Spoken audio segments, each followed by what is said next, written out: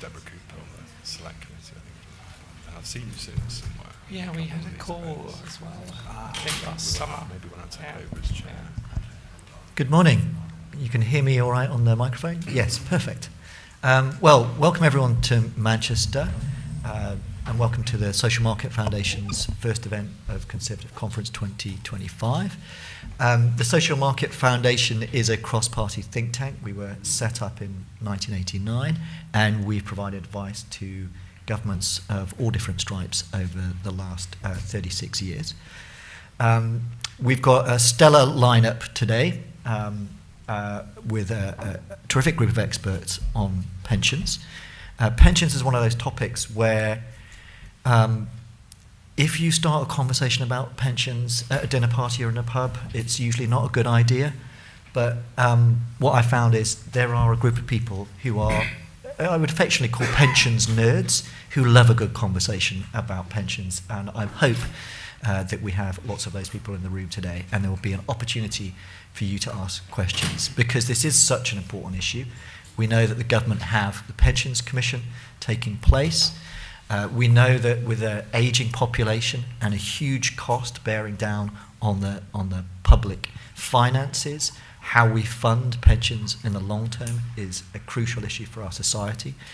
And this issue of adequacy, how much will we have enough to retire on when we reach pensionable age? And how should that be meted out over time? What's the role of the state? These are big questions that we'll wrestle with in part today. So my name is Theo Bertram. I'm the director of the Social Market Foundation. Just in terms of housekeeping, the fire exits are where the little green man are. Just keep following the little green man outside. We will be live streaming this meeting, and when we come to questions, keep in mind that this will be on live, and so try and keep your questions short and also respectful, as they'll be recorded for posterity on YouTube. If you want to follow along on X or the social media platform of your choice, it's at SMF Think Tank is our handle, and I think that's all of the housekeeping. So first of all, let me introduce and welcome Glyn, who is the chair of the Pensions Board at the Institute and Faculty of Actuaries. And we're grateful today for the IFOA for sponsoring this event. Also to my right, we have Joe Dabrowski, who's the Deputy Director of Policy and Regulation at Pensions UK. On my left, we have Steve Edwards from Which, and Morgan Vine, who is Director of Policy, Grants and Influencing at Independent Age. Glyn, if I can start with you, how do you see this challenge of pensions adequacy, and tell us about the IFOA and how you see this challenge?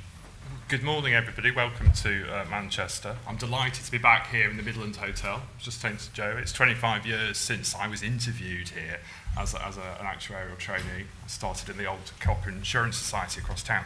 But today I'm representing the Pensions Board of the Institute and Faculty of Actuaries. Now, if you don't know who we are, the actuaries, our focus is on future financial risk. And pension actuaries are really at the heart of the UK's pension system. So we are the trusted advisors who work with the lawyers, the administrators, the employers, the investment managers, the insurers, and the trustees. Increasingly, actuaries are working as trustees these days.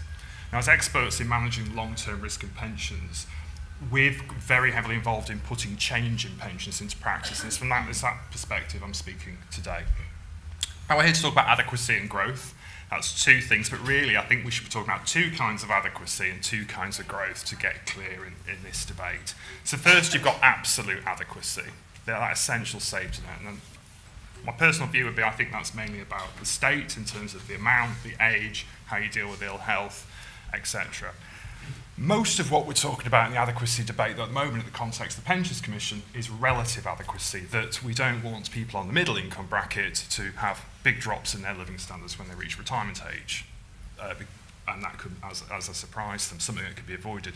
But some recent research the IFOA has done won't come as a surprise to you. Most people are lost and bewildered when it comes to pensions. So what can we do? Now, Politically, I'm not a politician, I'm neutral here today. Politically, I can see why government wants to address adequacy first via investment ahead of contributions. Value for money certainly matters, particularly costs, but actuarially speaking, adequacy is not about fine-tuning the investment allocation, moving a little bit from one kind of growth asset to another. It's just not going to bridge the gap to adequacy for most people. Now, you don't need to be an actuary to know, I think you all know this, the biggest thing that can be done to get better retirement outcomes for everybody is to put more money into saving. It doesn't need, it needs saying, I think we all know that. That will mean higher contributions, earlier if possible, and for longer if possible. How you get there is interesting. You can use all sorts of nudges and defaults. I won't go into all that today, but I guess the biggest request we'd have is to get something timetabled ahead. We know it's not going to happen this Parliament, but you could put something for X years down the line that would give employers time to prepare. We'll just mention there, when we're talking about adequacy at the lower end of the spectrum, the loss of employer contributions when people opt out of their auto-enrolment pension scheme. Now, that was put in as an incentive originally to stay in, but these days it perhaps suffers as an affordability penalty on those people who feel they can't continue paying. So maybe time to look at that again. Now, the other end of adequacy is when you end up with that pot at retirement, how do we make the most of it? Individuals say they like flexibility and choice, but they don't really want to manage their own investments. They want fairly stable incomes. The risk of living a long time, longer than you expect, something we call longevity risk in the jargon, that isn't something you can share with yourself. If you want to manage that, you need to group together with other people to do it. One way of doing that is annuities, but people are increasingly not buying those. And that puts most financial risks today back on individual members, something that the actuarial profession's called the great risk transfer. So we'd like to see retirement collective defined contribution schemes. Now that's a bit of a mouthful, that's a new kind of pension scheme, but what it basically is a pooled retirement fund managed by trustees where the assets are all managed collectively and the income people get over time is whatever is judged to be sustainable over time. So that can be adjusted, it's not guaranteed, but it helps people make the most of their assets by keeping them invested to a greater degree in growth assets than insurers can do when they're backing annuities. And CDC, collective defined contribution, that's something our volunteers have spent a lot of time researching, so we're really pleased that this government and previous governments have been taking this forward. So turning to the other part of adequacy, making the most of your money, a little aside here, but it's a little idea, doesn't get talked about a lot. Did you know you can't use your pension pot to pay for advice or guidance without it being heavily restricted on what you do with it and how much you can take out? Now, I'd like to see greater take-up of advice and guidance, and my suggestion is that it would be a good thing if pension pots people have could be used to do that, so it doesn't hit people's wallets. Also, like if employers and trustees are willing to pay for it, and some are, again, take the tax barriers out of the way. That seems to be a good thing for people to be better informed. Most advisors are probably going to tell people to contribute a bit more. So to growth, another obvious point I'll say anyway, two different sorts of growth. There's growth in members' pension pots and there's growth in the economy. They are different things and they're not always aligned the same way. We do need to be mindful of that. We all understand why the government wishes to direct more pensions money to the UK economy. Of course it does. Supporting the UK economy is in most savers' interests. Previous governments have said the same, quite rightly. It supports the state pension adequacy on which most of us are going to rely. But it will inevitably come with risks to members' pensions if pension schemes asset managers are herded and effectively forced to put a prescribed percentage of assets prescribed by the government into particular asset classes. Now, we don't think that properly respects what we call fiduciary duty, the duty of the trustees or the providers to manage the money of savers in the savers' interests alone. Now, the primary purpose of pensions, as we see it in Institute of Faculty Actuaries, is good retirement outcomes for savers and their families. Private sector savings are private assets. They're your savings, they're my savings. And trustees are like any other investor. If you give them a good opportunity, a good return, a good balance of risk, they will take it. If it doesn't look attractive to them, they won't. That's just the market discipline, I would say. So to be clear, it's not so much the end that we object to here, but the means. Because the mandation power is much broader than the things being talked about in the Mansion House Accord. Okay, the mandation power in the pension schemes bill is not to put 5% of assets in UK liquids and infrastructure. It would give a future government the power to direct any percentage of assets it liked into any unlisted classes of assets it liked. Now, even if you think the Mansion House Accord is absolutely brilliant and should be mandatory, that very broad brush power might give you pause to think about whether that should be handed over to a future government of any colour that could then put that through with regulations without needing to go back to Parliament for a fresh act. Thank you. Thanks, Glyn. We've got quite a few people standing up. There's some chairs there at the risk of my events team killing me. If you want to grab some of those chairs and sort of put them there, if you would like to get a seat, you can welcome to do that. If you can do that sort of quietly while we're... but feel, do this just there. Steve, can you give us some perspective on the consumer insight as to how they see this and where some of those challenges are starting to grow? Certainly. So, for those of you who don't know Which is the UK Consumer Champion. We were founded in 1957 specifically to give people information on products, services, and help them through the kind of thicket of confusion that often is choice from a consumer perspective, and have grown significantly and have a reach of 18 million people now through our newsletters, our social media channels and our website.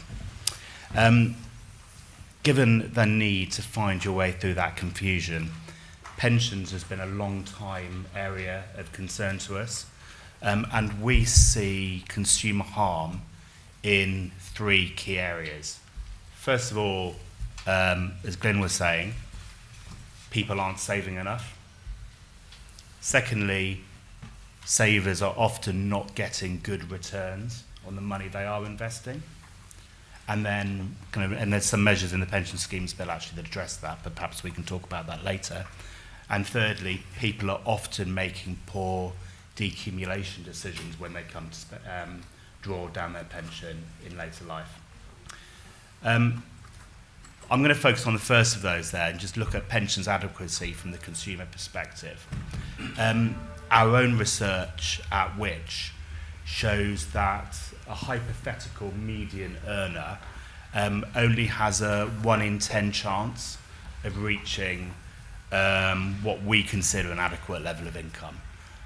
That has improved since automatic enrolment was introduced, but it's still quite a scary figure that most people, the vast majority of people, are not going to get anywhere near enough income in retirement that they were expecting.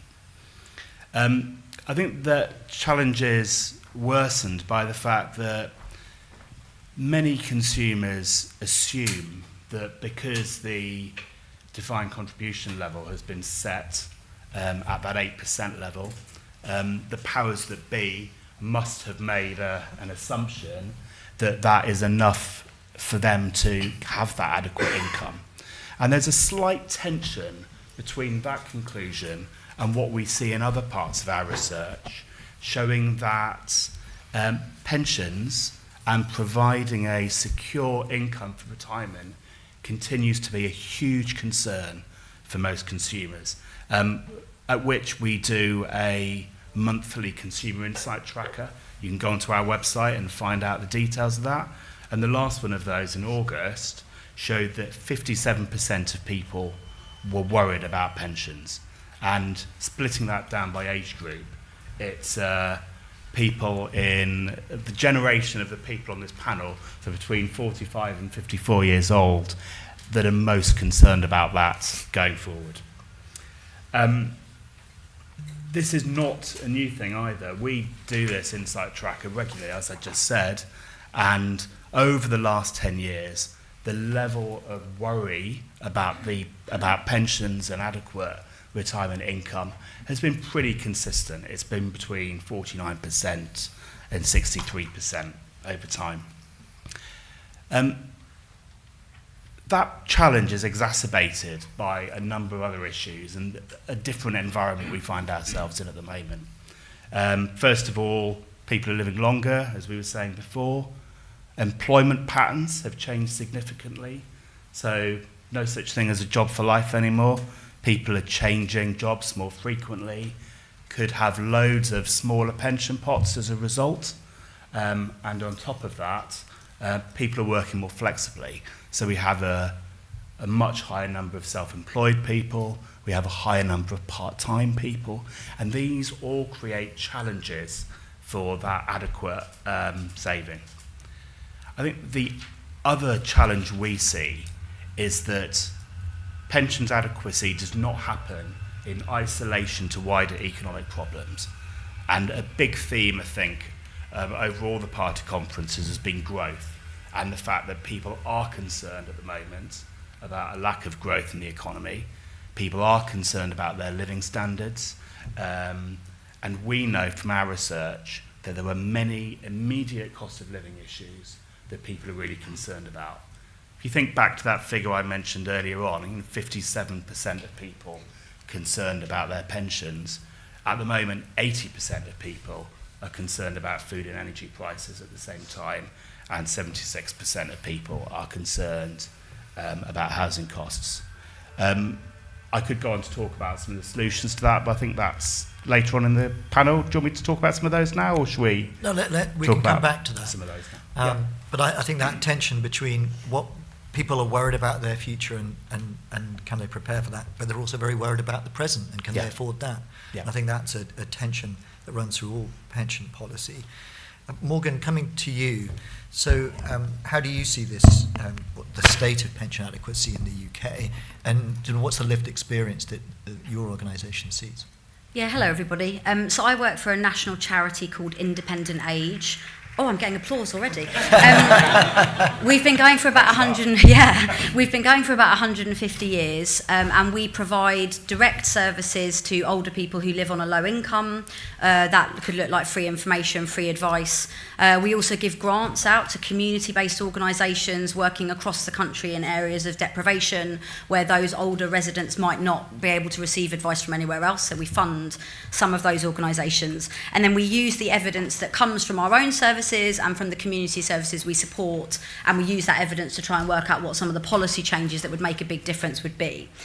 So hopefully people in this room are aware, but there are about 3 million older people experiencing some form of financial hardship at the moment. So that might look like being below the poverty line, but it also might look like just hovering around 11, 12, 13,000 pounds a year, maybe renting. They don't have enough money to live on. And these are the calls from that we receive at Independent Age. So to put that into context about some of the decisions, and this is why this discussion is so important, because many of the people we support don't have pensions adequacy and they needed intervention earlier in their lives to be able to get them to the point where they did. So hopefully this will give you some context about why this discussion is so important. So we have people call us who are going to bed mid-afternoon in the colder months to stay warm. They say it's the only place that they can stay warm.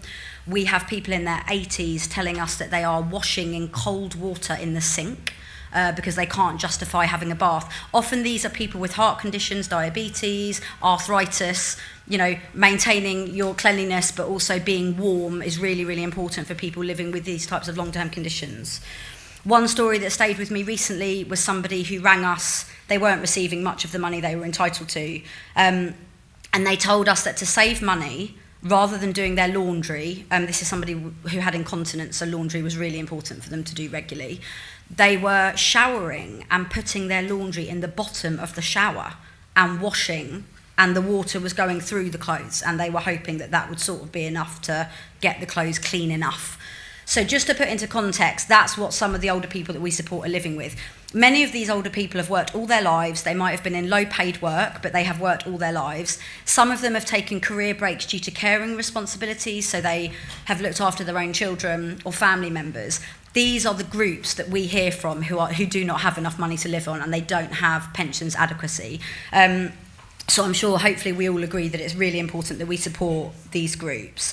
The number of older people in this situation has been rising, so since the 2010s, about 300,000 more people experience inadequacy in their income in later life, and 1 in 8 older people only have the state pension. and social security entitlements. They haven't got anything else. So, and many of them actually, I was interested to find out, have the basic state pension. So we're not even talking about the full state pension. Many of the people we speak to, often women, are on £160 a week. So, and some of them, many of them, a growing number of them are renters. So, as you can imagine, that is not a lot of money when your energy bills are going through the roof, you've got water bills to pay, you're renting, your rent's going up. So, those are some of the stories that I wanted to flag. In terms of what we think could support people, there is money out there at the moment that people don't receive. That they are entitled to. So we think the social security system has got places where that could be better supported. People should be getting the money that they're entitled to as a bare minimum. But also when it comes to things like state pension adequacy, does our country know what we're aiming for? So if we don't know now, are we going to know in the future? So the discussions that are happening now, where are we trying to get people? And how do we make sure everybody gets there? Whether that's through a mixture of the state pension and your own private savings or property wealth that you might have, or whether for some people that's through the state pension and social security. What is the goal and how do we get people there? Now, the idea will be hopefully that if conversations continue around how we make sure current cohorts get to retirement with an adequate income, hopefully we'll all be in a situation where that happens. But my concern is the people we support, they're already there. And they need to make sure that they're having an adequate income to pay the bills and put food on the table. As Steve was saying, it's all very well to sort of have the best intentions of, I'll try and save money and I'll try and make sure that I'm putting into my pension pot. If you can't afford to put food on the table for your children, that is the first priority, is doing that, not necessarily sparing the money to be able to save. With the best will in the world, that's not where a lot of people are. So that's what we're here to share with you, and I can talk about solutions later. Thanks, Morgan. I think that was a very clear and compelling picture of the challenge of inadequacy for those who are struggling. Joe, if I can come to you, it seems like the Labour government want the pensions industry to solve the adequacy problems that Morgan is describing, at the same time as also being a sort of fiscal stimulus to the UK economy. So we've got the Commission, but we've also got the Mansion House Accord. How do you see these things? Is what the government asking, is that sort of realistic proposition for the industry? And what's the view of Pensions UK? Thank you. And good afternoon, good morning, everybody. Pensions UK is a 102-year-old trade association that represents pension funds and suppliers therein. We have about membership that covers the kind of whole breadth of the system and looks after about 30 million savers. So I think we are at an interesting inflection point in the system. The government is really keen on the pensions and growth agenda. We see that through the pension schemes bill. We see that with noise and consistent drumbeat that you hear from the city, from elsewhere. It is clear that we face a number of very strong economic headwinds, and how do we get growth going in this country? Part of that will certainly need big institutional capital providers, of which there are few, and pension funds and insurers being the majority of that holding in the UK to play a part. And they are very happy to do so under the right conditions. And I think we need to work out exactly what that looks like through combinations of the material in the bill, the Mansion House Accord, which is a voluntary commitment from 17 of the largest DC providers in the land, who will be, by the mid-2030s, be managing about $1 trillion worth of assets. But there are a lot of other levers that need to be considered too. And I think it's also fair to say that we have procrastinated for an incredibly long time in this country about addressing the pensions adequacy question.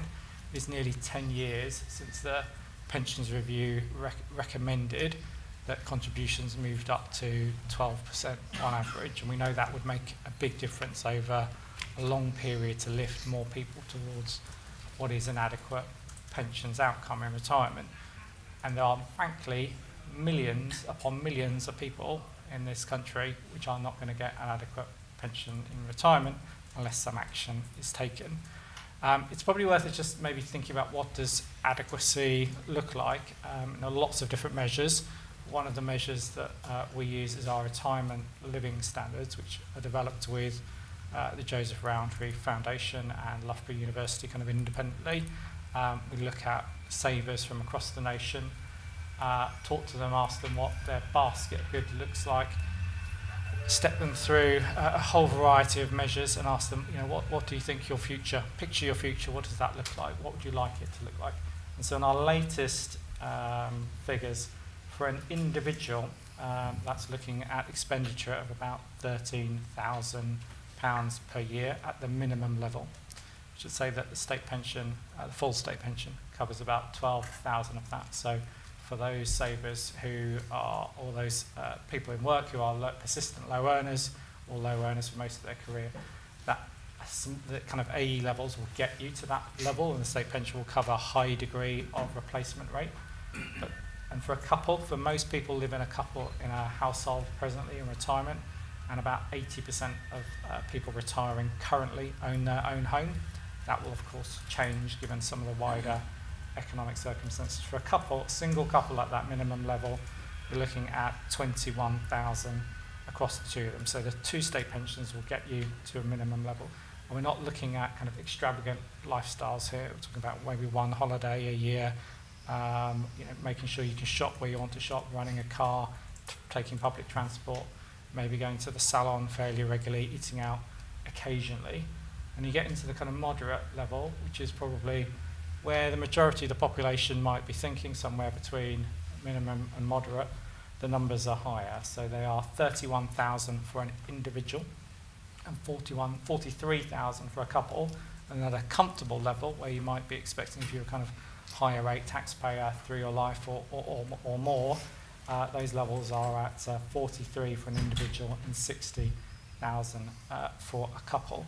And that group of people is also mostly under saving too. So there is a big adequacy question kind of across the nation. And I think, going back to the point that Morgan made, pensions can be incredibly complicated. We spend a lot of time using a lot of jargon and a lot of acronyms, but in its very basic form, the state pays, the employer pays, or the individual pays. That's the only formulation that there is. And the question is, how do you get that balance right? At the moment, we have a state pension which is amongst the lowest in the OECD, but is also the bedrock of the majority of people's pension savings. And so one of the reasons we have the constant big debate around kind of triple lock is it was put in place to rise the state pension to get it back up towards reasonable levels of adequacy. One of the challenges about turning it off is because the generation that's coming in next, Gen X, fell between DB and DC savings, and therefore for that group, they may not actually have much in terms of their private pension provision.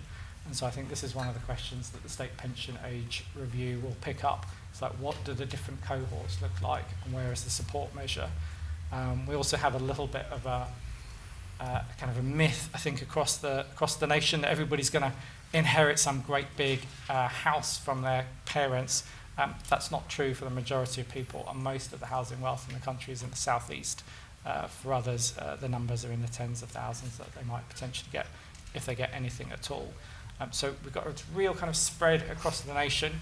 So I'm hoping that the State Pension Age Review, the Pensions Commission, will really get into these kind of cohort differences and what do they mean. But then we also need to think about what does the future of the sector itself look like. We have a non-homogeneous sector. So in the LGPS and final salary DB for the private sector, that's where the bulk of the money is in the sector presently. It's not where the bulk of savers are or their future savings will be. So we're in this really transitional moment. The LGPS remains open. It manages about 400 billion worth of assets presently, and it is largely in surplus, in rude health. So there are lots of questions about what happens with that surplus. Does it get reinvested back into pensions and growth?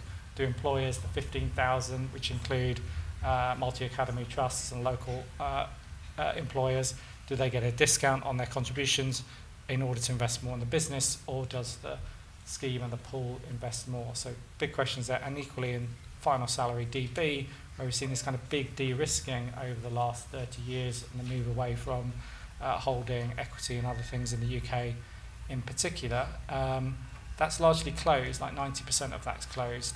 And so people are thinking about run-on. So they're largely invested in gilts and non-risk assets. And a lot of the regulatory focus has been encouraging people to de-risk, because for 10 to 15 years we have very substantial deficits sitting on employer accounts. So big questions there. And do you see where the future is, really the future of savings in the UK and the future where the majority of savers are, has grown rapidly from essentially kind of nothing when AE was introduced with a majority. This brought 80% of the population into pension saving, but we have these very low levels of mandatory contributions from both employers, at only 3%, and employees at 5%, which aren't really going to kind of get us there. So I think lots of big questions to grapple with. Thanks, Joe. I'm going to come to the audience for questions after a couple more questions from me to the panel, so do get your questions ready. One thing that sort of strikes me listening to this broad range of topics we've covered is thinking about this being a Conservative conference, and one of the key issues I think that's sort of consistently debated within Conservatism is that idea of individual responsibility versus sort of the role of civic paternalism, the sort of civic conservatism. I think what we've seen in the in the pensions over the last few decades is a move towards greater individual responsibility. Do you think that that's been the right direction? Has it gone too far? When we're talking about accumulation and decumulation, does the state need to do more for individuals, or is it actually a better thing that each of us have that decisions about whether we're going to put money into our pension or whether we're going to put food on the table? How do you see that balance broadly, if I can ask that sort of philosophical question? Steve? I think we don't have a view per se on the balance between what the state does, what the individual does. I think it is interesting, though, unpacking what that individual responsibility looks like in practice, and whether we are equipping individuals with the tools they need to exercise that responsibility properly. What we see is a low level of engagement still in pensions amongst many individuals.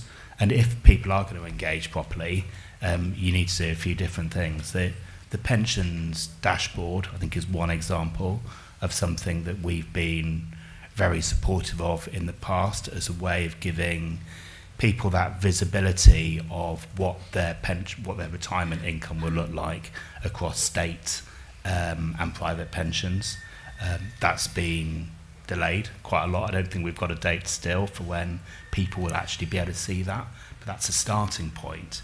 And then I think the other point for me is something that all the members of the panel have mentioned today around how we get to that kind of magical 12% figure, because it's clear we need to increase the amount people are currently saving. And if we're going to have that debate, and if we're going to get there, it needs parties of all political persuasions to be working together to push this forward as quickly as possible, and in a way that's really long-term rather than short-term, changing every time there's an election. Morgan or Glyn? Yeah, I can come in. I guess the first thing to say is I don't think it should be too much to hope for that you have enough money to put food on the table at any age.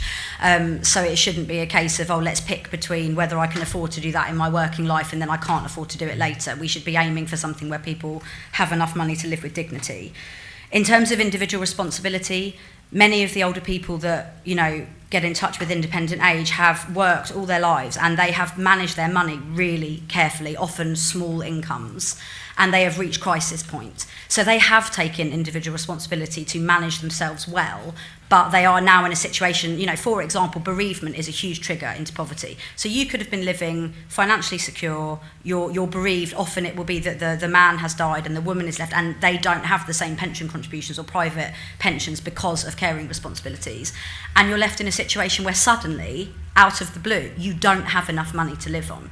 So making sure that there is a safety net will encourage people to be able to invest in their pensions and take even more individual responsibility, because they will know that if something happens to them that's out of their control, whether that be a redundancy, a long-term health condition, a bereavement, that they will be supported to continue. So I think we should be aiming for both. Okay, I'm going to come to the audience. If you have a question, yep, there's one here, front. Hello, my name's Alan Young. My question is about governments mandating investments, and I'm very concerned about this. And I think if we're not careful, it could lead to an exodus of capital from the UK as people refuse to have their funds managed in this way. I think it also poses some really interesting liquidity issues. Because Glyn referred earlier to the fact, people aren't buying annuities, for example. How is this mandation going to work? If you have to put X% in all these illiquid assets, and say pensioners being forced to do this 5 years before they're going to retire, how on earth do they then get the money to buy the annuity that they need to buy to provide them with a secure income in retirement? And it seems to me there's a direct conflict there. I'd be interested in the panel's views. Joe, Glyn, do you want to come in on that? Yeah, happy to come in. So we think a voluntary approach of government working with industry is far preferable than mandation, and really would like to see the mandation measures in the bill changed.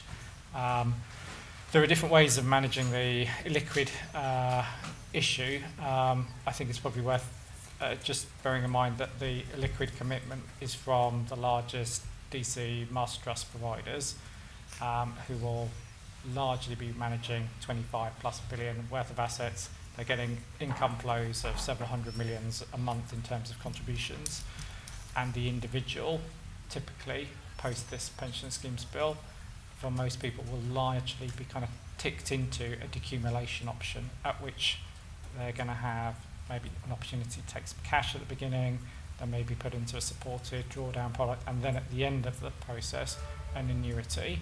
So the annuity piece comes quite late. So the liquidity issues, I think, are manageable. The principle of government mandation, I think, is much more problematic, that we don't think government should really be telling private industry what to do with its money.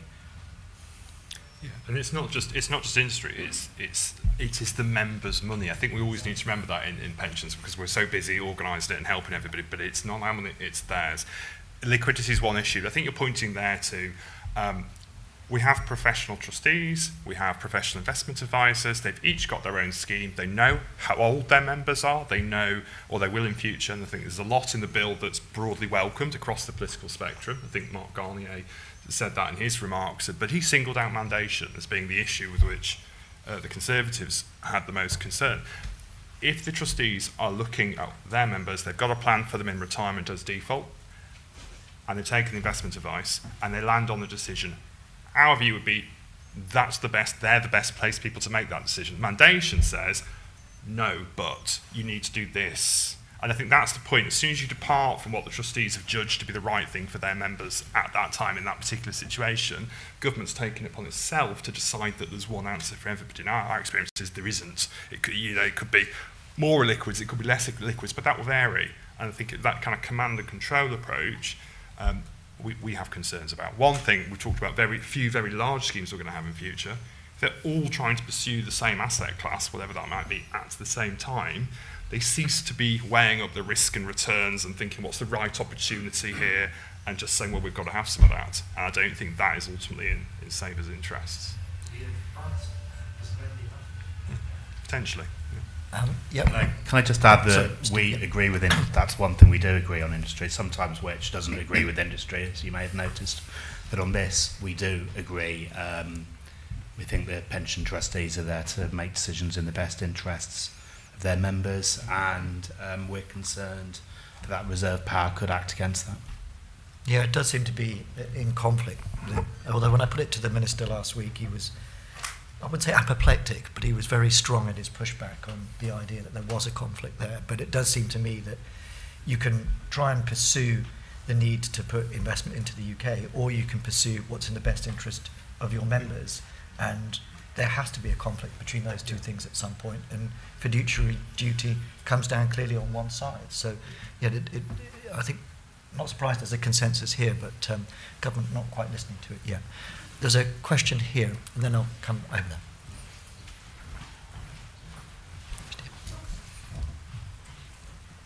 Sorry, thank you, Trevor Cook. There are three main destructive forces in pensions.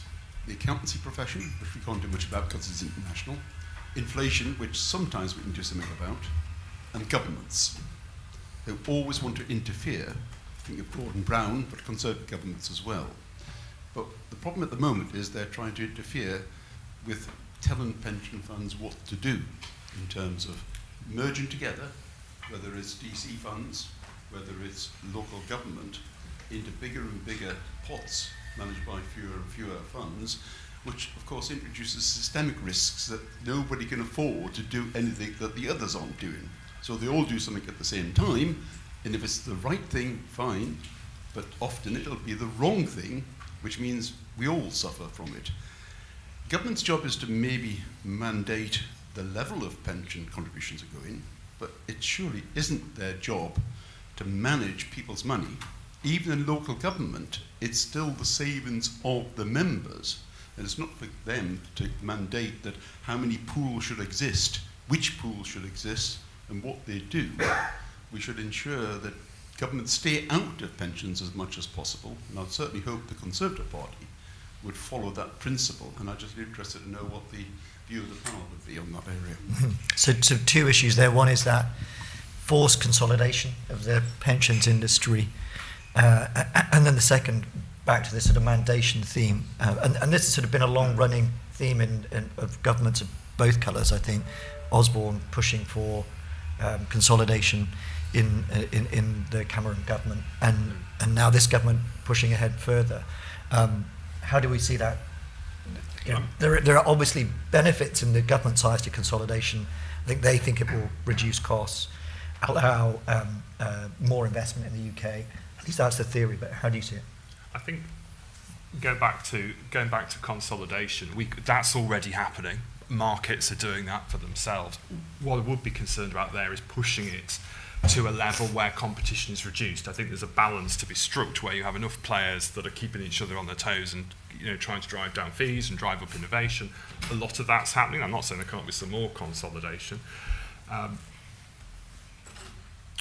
Going back to public-private, thinking about government control, I would perhaps draw a distinction between public and private. I'm not a public sector specialist, that's its own distinct thing, but I would sort of recognise there that government is ultimately standing behind those schemes, and members are promised certain benefits, and then it's the job of the government to put in enough money, essentially, to get them there.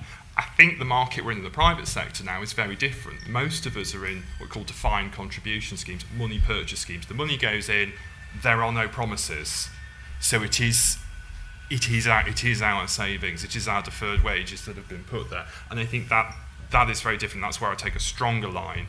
I'm not saying what the answer is to the public sector. I'm just saying I think in the private sector that's where I take a much stronger line against mandation. Yeah, so we have members across both categories. For the LGPS, I think there was support for the pooling agenda when it was introduced.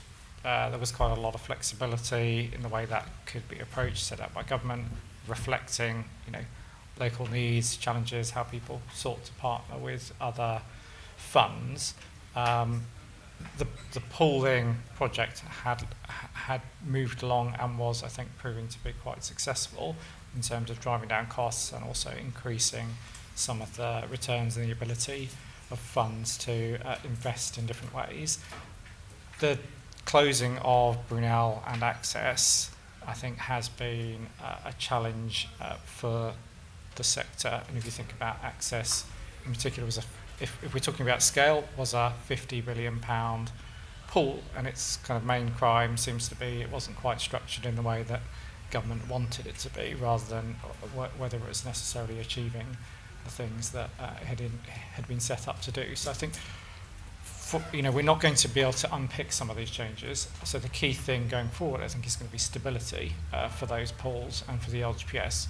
We've got other background issues going on, local government reform, the transition of the assets over and how that plays out. But we need a period of stability now, and no other big changes would be particularly helpful.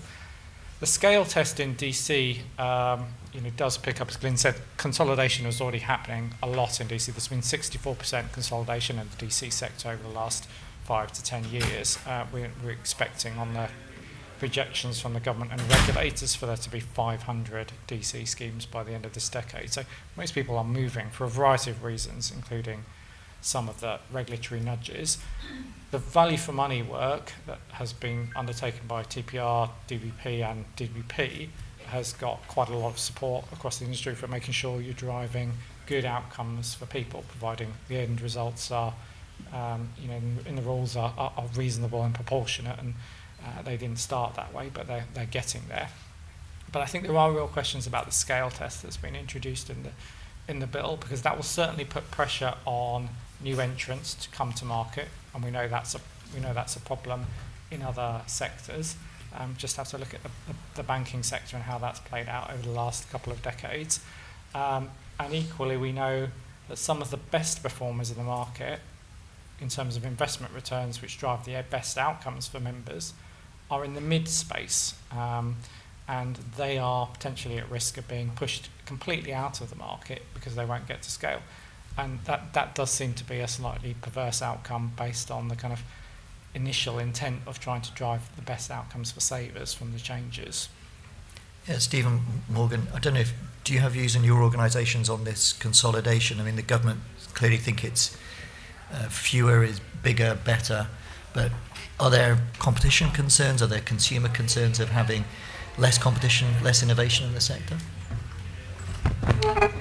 We don't have a strong view of it. I think there is an argument for consolidation in some areas, but ultimately it's not something we have a huge, strong view on.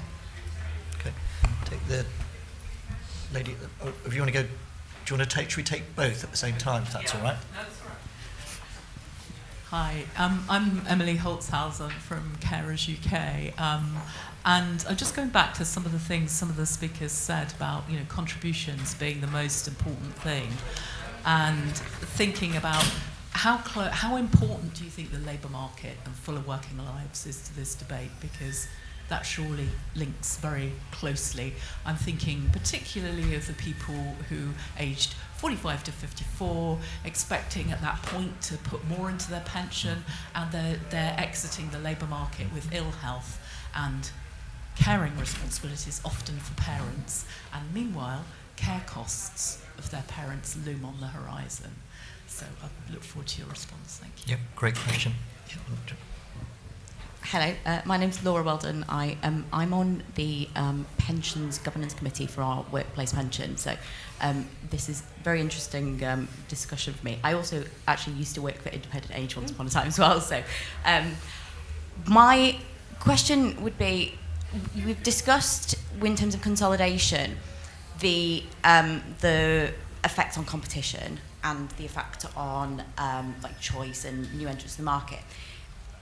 What seems to be missing is the question of these things potentially becoming too big to fail, and what the obviously that had a colossal impact on the entire economy when banks were too big to fail.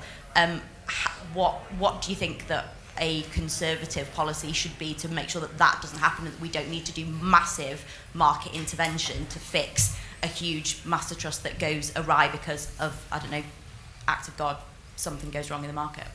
Yeah, great question. So on the second one, I'll come to you two in a moment, but perhaps on the first one about contributions, and that obviously what you put in is what you get out, and what we're seeing is people with caring responsibilities, women versus men, people with disabilities, self-employed, are much less able to put money into their pensions, and that obviously has an impact. But how do you see this challenge of how do we help those people with caring responsibilities in particular contribute, make sure that they can have a pension that they can rely on when they retire?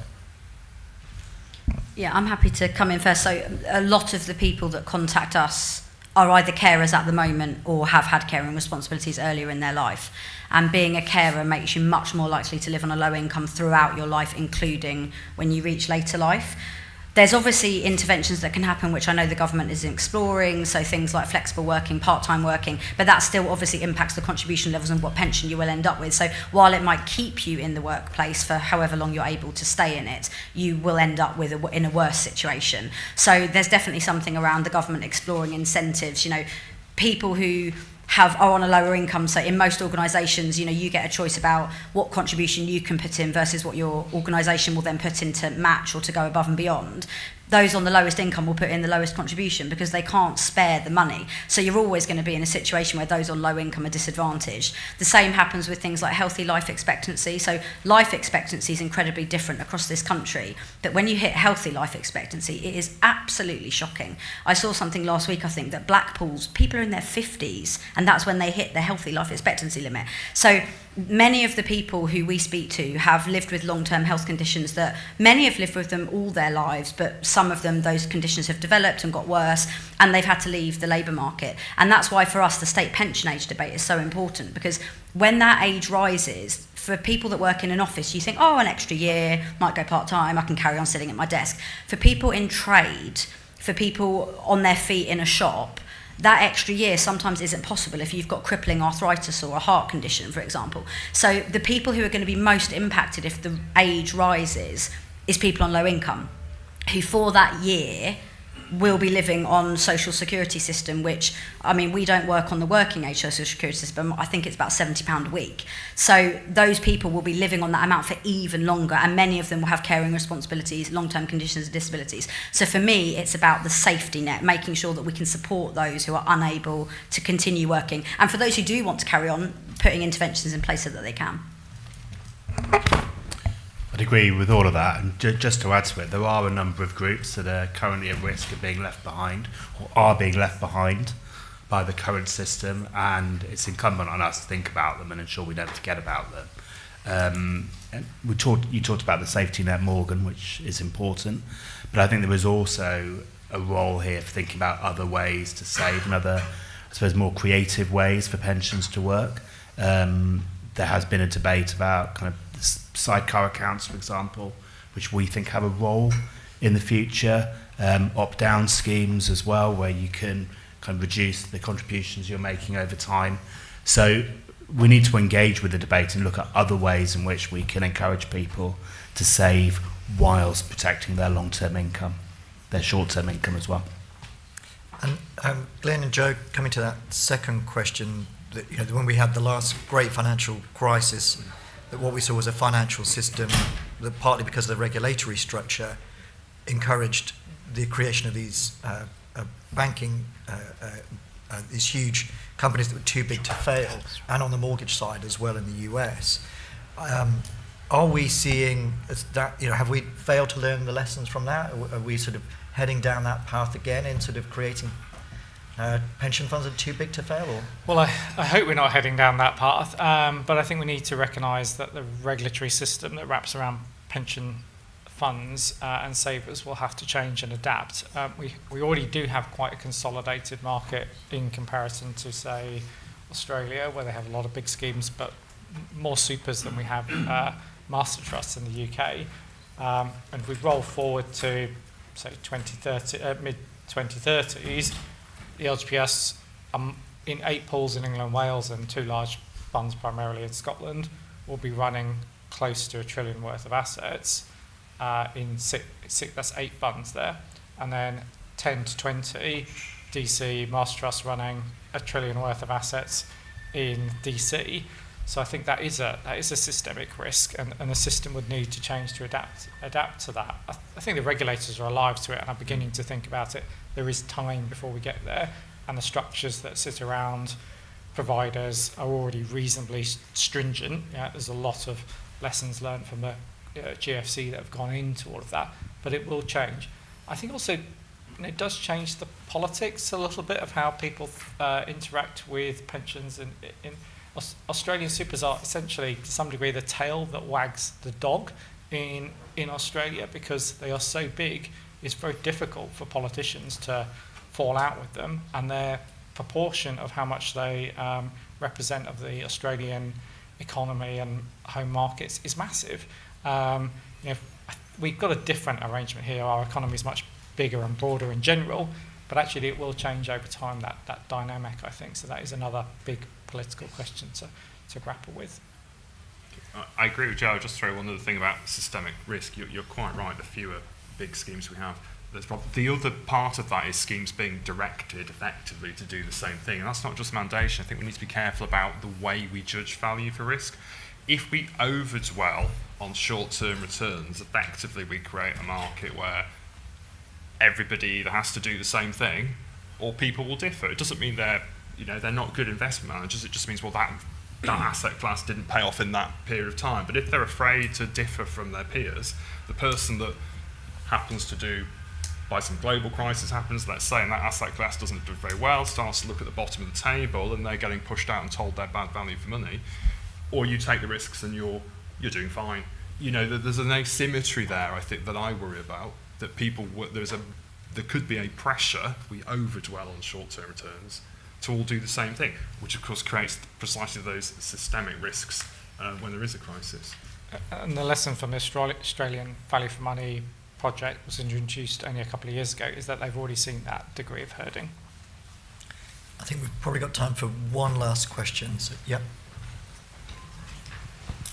Hi there. Name's George Carter. I qualified as a pensions actuary back in 2005. We thought pensions were complicated then. They've just got a whole lot worse. And part of the complication, I think, comes around taxation. And we've recently heard about pensions now being caught by inheritance tax and then being taxed again a second time. So we've got some horrible complexities there. But I spent the last 17 years living in New Zealand, and I was very critical when I first went there of their pension system, which was based on a tax exempt model, whereas we're on an exempt tax structure. And I wonder if removing some of that complexity, we could learn something from that and change the way that we think about taxation in pensions. So I absolutely agree on the level of complexity. I won't say who, but someone had produced a briefing note for MPs that was 55 pages long on pensions. So I suspect they'll be using ChatGPT to read that one. But we have a hugely complex pension system in the UK. Is simplifying that something that could happen as part of the Commission? Is it desirable? I suspect that's too broad a question for the Commission.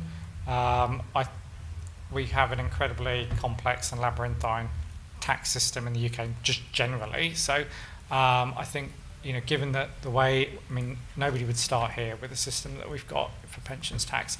I think the challenge is changing it when you don't have a homogenous system. It's pretty much DC only, I think, in New Zealand and Australia. We've got DB, we've got LGPS, we've got private sector savings here. It's really complex. Everybody's got their own different thing. I suspect at some point during the course of this Parliament, government will look at it. It feels like it can only really look at it in the kind of middle years. Nobody, I think, will want to raise it now because you've got the Commission, you've got the state pension age, you have the winter fuel allowance debacle. So an immediate rush into that area feels unlikely. But given it is such a kind of fiscal cost, it feels likely that some review will take place. And absolutely, if we could simplify it, that would be terrific. If it ends up with reasonable outcomes for savers, I think we need to also be careful about that. One of the few things that people do know about the pensions tax system is, when I get to a certain age, I can take some money and I can spend it on myself or for my family or whatever else. If you move the state pension age, you take the tax-free allowances away, people's trust and confidence could be eroded, and that's a really dangerous thing to tackle. I just add there, we have a very complicated system, but that means it's actually quite hard to move from where we are now to where you might wish to be. Now, I don't think that it's inherently daft that we tax people when they receive their income. There's different ways of doing it, okay? But where we are now, to move from A to B, you've got two big problems as we see it. We gave us a bit of thought at my employer last year. One is you've got a problem with the higher earners straight away, who are getting more relief than the median earner. where they're going to see an immediate cut in their income and a rise in their tax. So that has to be managed in a way that isn't just going to lead them to reduce their pension contributions to maintain their net position. The other problem is the big DB private sector, public sector divide. If you're going to say limit relief to this amount per person, you've got to find a way of quantifying what relief the public sector workers are getting. The doctors, they're not putting £1 in and getting relief on it. The doctors, the teachers, the lecturers are all being given a defined benefit that's independent of their contributions. So they have to find a way of putting a value on that, and you're then finding a way, if you're saying, well, limit relief, are we talking about then taxing them for the benefit as they're accruing? So that generates a whole heap of problems in relation to public sector pensions terms. And I think those two things together make it quite difficult in practice for a government to move from where we are today to where they might be, despite the arguments you can make in that favour. Morgan? Yeah, just two really practical points. So the system is incredibly complicated, and if you're living on a low income, having the money to pay for advice and guidance from a professional is something that you probably can't justify. So I think there's something that could be done around providing free advice and guidance early that's qualified and professionally given, that those people could access. The other thing is we've been getting lots of calls within the last year about people who are just around the personal tax allowance threshold, and they're worried that just living on the state pension, they're going to move into having to pay income tax only by a few pounds, and they've got no idea what that will involve in terms of self-assessment forms. They're really worried about it. So even people on low incomes, many of those people are renters, so they haven't got a lot of money to spare. Those low incomes of 12 or 13,000, money is going to be taken if we're not careful, and if the state pension slightly goes over that threshold. So we think the government needs to look at that and make sure that that doesn't happen.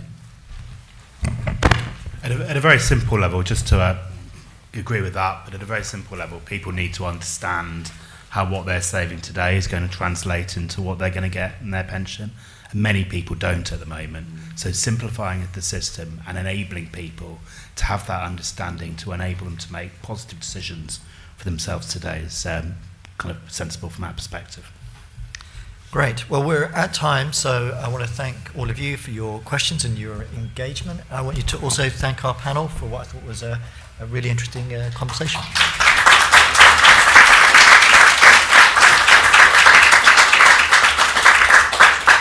We have more events in this room later today. We're here all day, as they say. We also have a regular weekly email that we send out. It's completely free. It's called Wonk Week. And we read all of the think tank reports from all the different think tanks, summarize them into a paragraph each, and then put them into your email on a Monday. So if you're interested in keeping up to date with what a think tank's doing in Westminster, go onto our website and you can subscribe there. Thanks very much. My first edition this morning.